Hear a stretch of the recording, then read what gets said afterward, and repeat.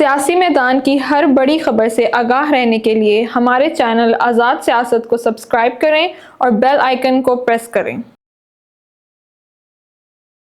बिस्मिल्लाहिर्रहमानिर्रहीम। अस्सलाम वालेकुम, मैं सलमान दुरानी हूँ और आप आज़ाद डिजिटल देख रहे हैं। मेरे साथ इस नशिस्त में एक दफ़ा फिर जन जाहिद महमूद साहब मौजूद हैं। सर, अमेरिका फ़र्स्ट से ट्रंप फर्स्ट की तरफ ये जो सफ़र है वो जल्दी नहीं तय हो गया। एलन मस्क की जो आपने तकर्री देखी या नॉमिनेशन देखी, इसके बाद तो अभी एक लाइन ही लग गई है जिस पे आज हम एनालिसिस करेंगे। जनरल साहब, how you see Elon Musk as the nominee of Trump? जी, बिस्मिल्लाहिर्रहमानिर्रहीम। पहले तो दुरानी वंस अगेन बहुत शुक्रिया आपका इनवाइट का। और आपने बड़ी अच्छी बात से आगाज़ किया कि अमेरिका फर्स्ट से ट्रंप फर्स्ट।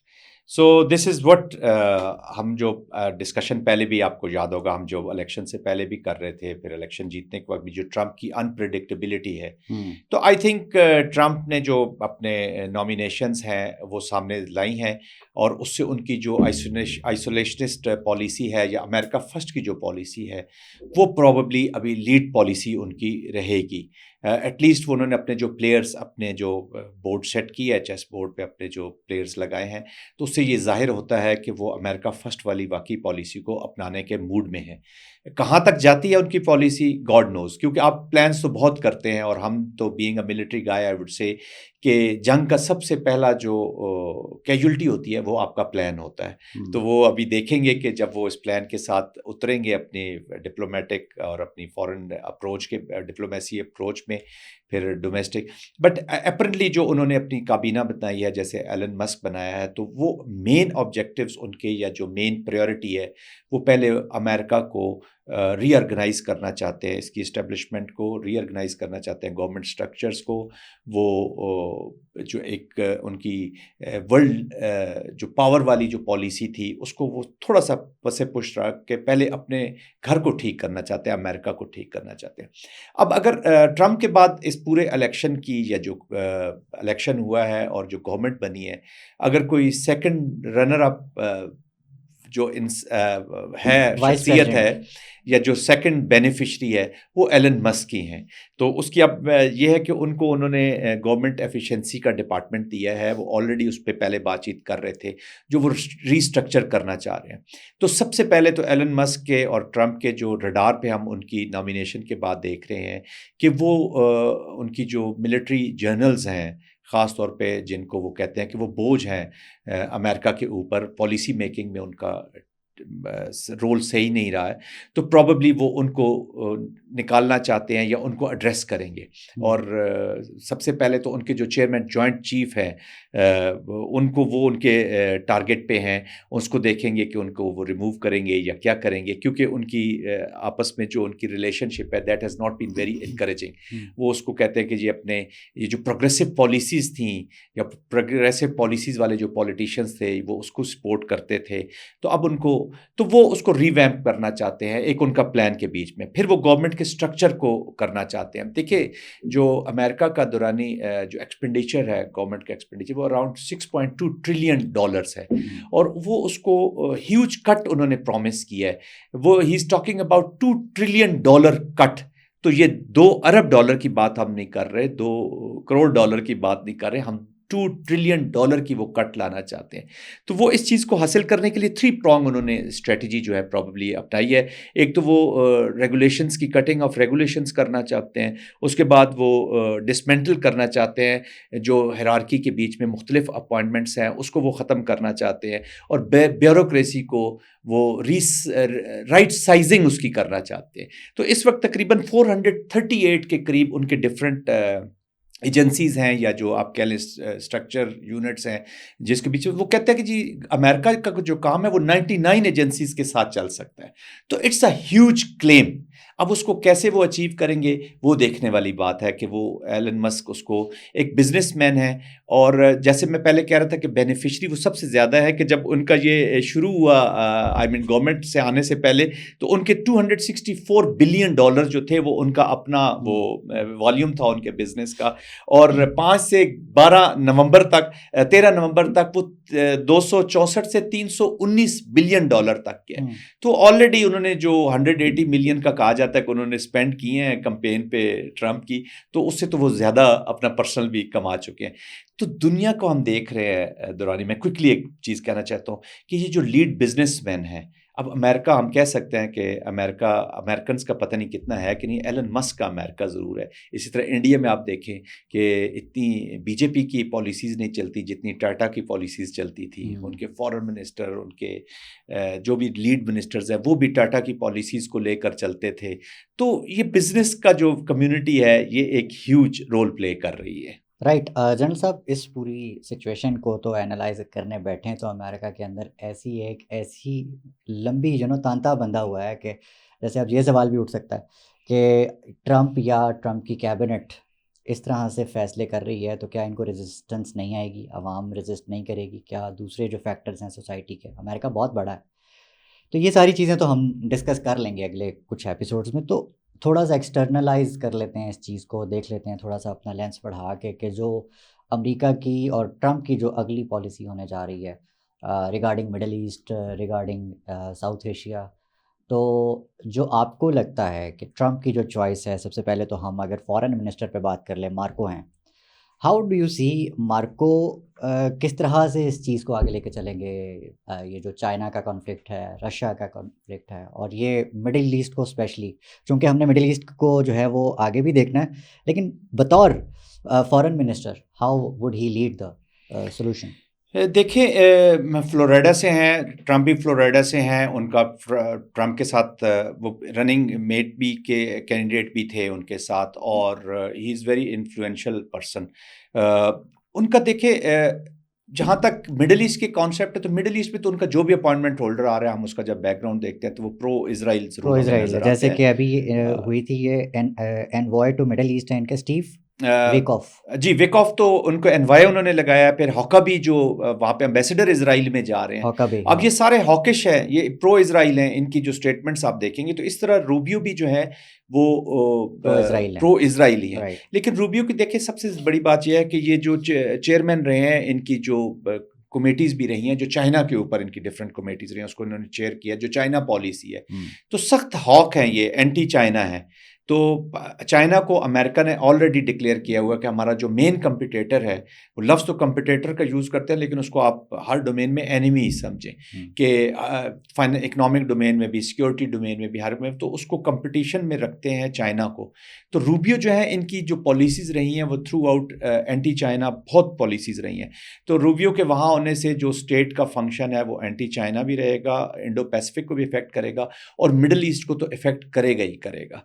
देखिए, मिडल ईस्ट पे जो लोग उम्मीद लगाए बैठे थे ख़ास तौर पे मुस्लिम वर्ल्ड से, या this side of the world, कि वो शायद उनकी प्रेडिक्टेबिलिटी जो उन्होंने क्लेम किया था, एंटी वॉर अपना जो पोर्ट्रे किया अपनी पर्सनैलिटी को, अब वो वक्त आ गया कि उसको देखेंगे। पास्ट में, to be very honest, Trump का भी record is not that good कि हम बिलीव कर लें कि वो इस वॉर को ख़त्म करेंगे। अच्छा, वॉर तो ख़त्म हो गई, अब हमने देखना ये है दुरानी, हम देखने वाली चीज़ होगी कि सोल्यूशन उसका क्या निकलता है, कि आया टू स्टेट सोल्यूशन भी निकल रहा है, पीस फॉर ऑल है या पीस फॉर इजराइल है, end of war is for all है या end of war for Israel है।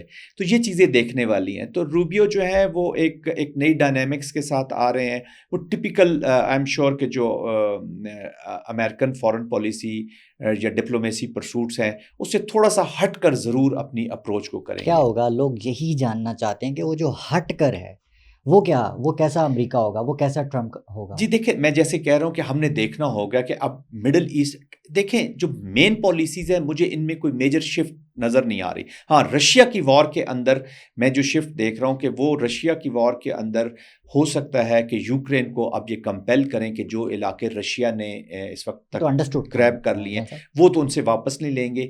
और इस वक्त स्ट्रेस में भी हैं यूक्रेनियन प्रेसिडेंट कि विद ट्रंप जो उनको सप्लाईज जा रही थी, अभी देखें ट्रंप के आने से अभी प्रॉबली 20 जनवरी तक वो टेक ओवर करेंगे। तो इमीडिएटली बाइडन एडमिनिस्ट्रेशन ने इनको अपने लॉन्ग रेंज वेपन्स जो इनको दिए हैं उसके यूज़ की परमिशन दे दी है यूक्रेन को डीप इनटू रशिया। तो इसका मतलब है कि they all are keeping their fingers cross कि जब ट्रंप आएंगे तो इस वॉर को एंड की तरफ अगर ले जाना चाहते हैं तो हाउ बेस्ट पॉसिबल शेप कैसे की जा सके एनवायरनमेंट को before it is decided on the table. जब रशिया भी टेबल पे आएगा, यूक्रेन भी टेबल पे आएगा, तो यूएस इस वक्त चाह रहा है कि वो मैक्सिमम मिलिट्री गेन्स जितने कर सकता है या जो प्रेशर डाल सकता है to have better table negotiation, वो उसको अपॉर्चुनिटीज दे रहे हैं। तो इसका मतलब इंडिकेटर्स यही आ रहा है कि ट्रंप की जो मेजर यूक्रेन रशियन कॉन्टेक्स्ट में वो वॉर को इमीडिएटली स्टॉप करेंगे। और जहां पर मिडल ईस्ट का है, मेरा अंदाजा ये है कि मिडल ईस्ट में वो ज्यादा जो बेहतर पोजीशन में किसी को लेके जाना चाहेंगे तो वो इजराइल होगा। राइट। इसमें जो मुस्लिम वोटर्स ट्रंप के हैं, ट्रंप कैसे उन्हें सेटिस्फाई करेंगे, पहला। और दूसरा ये कि ट्रंप जो है इस पूरे कॉन्फ्लिक्ट में अगर इसको रेजोल्यूशन तक लेकर जाना चाहते हैं, तो इनके कौन से 1 2 3 अच्छे दोस्त हैं मुस्लिम वर्ल्ड में, अरब वर्ल्ड में, जो कि जिसकी हेल्प सीख कर सकते हैं ट्रंप? जी देखिए दुरानी, आपने बड़ा अच्छा सवाल किया, लेकिन इसका देखें हम लोग सारे ये बहुत सारे मैंने एनालिस्ट को भी देखा, बहुत से लोगों को देखा कि जी मुस्लिम्स जो हैं वो ट्रंप को वोट करना चाहते हैं। Trump was also not a choice of the Muslims. वो 2 बैड इवल्स में से एक इवल उन्होंने टू सेलेक्ट करने के लिए उन्होंने बड़ा अच्छा वोट काउंट लिया है। हाँ, वोट काउंट तो लिया। देखे ना उनके पास चॉइसेस क्या है, इधर they could have voted for Biden or they could have voted for Trump, या तीसरा प्रोटेस्ट का वोट था जो ग्रीन पार्टी को वो करते कि जी उनको हमने दिया। वो प्रोटेस्ट का वोट इस तरह था कि बस वो सिर्फ रिकॉर्ड पे लाते कि जी हम आपकी पॉलिसी से खुश नहीं है, मिडिल ईस्ट पे, तो उसमें नहीं। तो वो एज मेरी नज़र में तो एज अ लेसर ईवल के मोड में उन्होंने वोट किया, उसका इतना काउंट नहीं है। फिर देखें ट्रंप की से लास्ट टेन्योर है, ट्रंप के ऊपर कोई इतना पॉलिटिकल प्रेशर्स उस तरह का कि उन्होंने एक रिपब्लिकन्स के देखे ना। आपने फिर वही मैं बात करूंगा जैसे आपने प्रोग्राम के शुरू में बड़ी अच्छी बात की कि ट्रंप फर्स्ट, तो ट्रंप के ऊपर रिपब्लिकन के लिए एनवायरनमेंट बना के या छोड़ के जाना या नेक्स्ट प्रेसिडेंट के लिए वो उसके ऊपर इतना कोई बोझ नहीं है। तो जब ये जो बिजनेसमैन लोग होते हैं, ये जो पॉलिटिक्स भी करते हैं, तो वो ज़रा अपना फ़ायदा उसमें कहीं ना कहीं सोच के, या उनका किसी का इतना नुकसान का उनको अंदेशा नहीं होता। पाकिस्तान ने भी बड़ा नुकसान उठाया है बिजनेसमैन को अपना मुल्क पकड़ा के। आई डोंट नो कि नुकसान उठाया या फ़ायदा उठाया, लेकिन मैं अर्ज़ ये करना चाहता हूँ कि कहीं ना कहीं उनके ज़ाती मफादात ज़रूर शामिल हो जाते हैं। बिल्कुल होते हैं। देखें आप इसका अंदाज़ा, मेरे जो मैं बात कर रहा हूँ उसके सपोर्ट में आर्गूमेंट सिर्फ ये ली थी कि अब ब्लू कॉलर कितने पार्टिसिपेंट्स हैं जो इलेक्शंस लड़ते हैं। 2% in if I am not wrong 2% blue collars या वाइट कॉलर्स आप कह लें जो सर्विस के लोग होते हैं, वो हैं डेमोक्रेट्स जो इलेक्शन लड़ते हैं, एंड 1% इन रिपब्लिकन जो होते हैं वो इलेक्शंस लड़ते हैं। बाकी तो सब हैव्स एंड बिजनेसमैन और एक्स मिलिट्री, ये लोग इलेक्शन लड़ रहे होते हैं। तो इनकी आप अंदाज़ा लगा लें कि ये जो आप समझते हैं ना कि ये बिल्कुल अवाम की नुमाइंदा लोग होते हैं, ये वहाँ पे भी एक इल्यूजन वर्ल्ड में से ही निकल के आ रहे होते हैं। इनकी पॉलिसीज़ थोड़ी सी बिजनेस ओरिएंटेड, एंड जो भी इनकी डिप्लोमेटिक पॉलिसीज़ होती हैं, फॉरेन पॉलिसीज़ होती हैं, वॉर होती है, it always have attach some strings जो जहाँ पे उनके अपने पर्सनल एजेंडाज, पर्सनल चीज़ें परसू हो रही होती हैं। अमेरिका का नवाज शरीफ कहना दुरुस्त होगा? आई डोंट नो कि वो नवाज शरीफ हैं या वहाँ के, मेरे ख्याल में तो नवाज शरीफ से भी बहुत आगे हैं। तो पाकिस्तान में भी ऑफ कोर्स बिजनेसमैन इलेक्शंस में आए, सियासत में आए, तो सियासत की थोड़ी सी शक्ल बदली।